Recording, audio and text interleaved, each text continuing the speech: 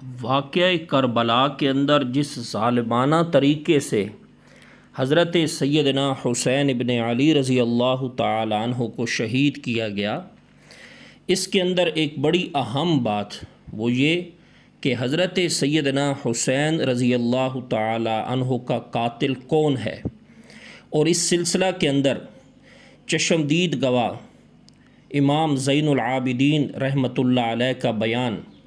آپ کی سماعتوں کے نظر کیا جا رہا ہے۔ حضرت زین العابدین کا نام اپنے دادا کے نام پر علی رکھا گیا تھا، اور ان کی عمر واقعہ کربلا کے وقت تقریباً 24 برس کی تھی، اور وہ شادی شدہ تھے، اور ان کے 2 بیٹے بھی تھے۔ ان کے بارے میں یہ جو بات کی جاتی ہے کہ یہ چھوٹی عمر کے تھے، یہ بات کوئی دلیل کے مطابق نہیں ہے۔ حضرت امام زین العابدین رحمۃ اللہ علیہ 24 سال کے شادی شدہ نوجوان تھے، اور کربلا کے حادثہ کے عینی گواہ اور شاہد تھے۔ یہ اپنے والد گرامی قدر اور ان کے ساتھیوں کے قاتلوں کی نشاندہی کن طرح کرتے ہیں، کن الفاظ کے اندر کرتے ہیں۔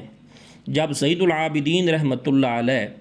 اپنی مستورات کے ساتھ کربلا سے چلے، وکان مریضاً، تو یہ بیمار تھے، وَإِذَا نِسَاءُ أَهْلِ الْكُوفَةِ يَنْتَدِبْنَ مُشَقِّقَاتِ الْجُيُوبِ، تو کوفہ کی خواتین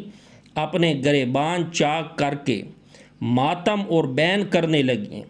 وَالرِّجَالُ مَعَهُنَّ يَبْكُونَ، اور کوفہ کے مرد بھی ان کے ساتھ رونے لگے۔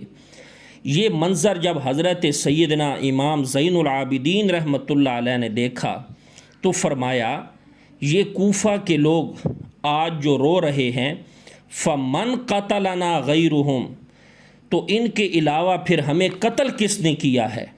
تو حضرت زین العابدین رحمۃ اللہ علیہ یہ بتانا چاہتے ہیں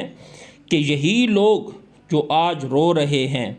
آنسو بہا رہے ہیں ہمیں دیکھ کر، یہی لوگ ہیں ہمارے بابا حضرت سیدنا حسین رضی اللہ تعالی عنہ کو شہید کرنے والے۔ احتجاج طبرسی